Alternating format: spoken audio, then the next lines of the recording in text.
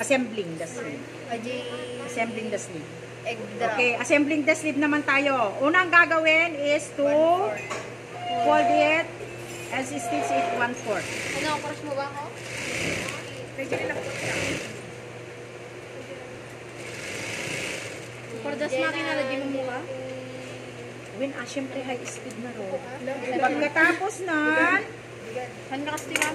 Saan ka kastiwan? pagkatapos nun, fold ulit. Yung egg drop. Kapit nagbalik-baliktad. Tas ka naman. O, doon sa may linya, doon mo i-fold. And then, ang pagtahi, dito sa dulo. Hindi dito. Yes, ma'am. Sa may dulo ang tahi. Yes, ma'am. Ba't matubok mo pa din ang king, ma'am? King. After that, prensing ulit. Right side muna.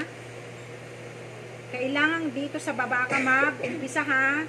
Kasi kailangan pantay sa ibaba. 1/4.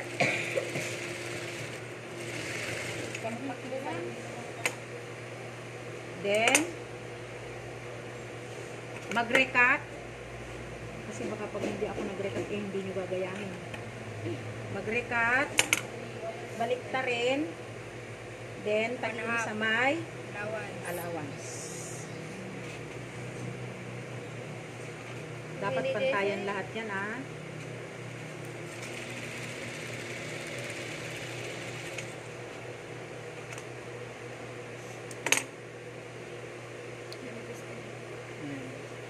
walang nakikitang kayo dyan. Okay? Cut.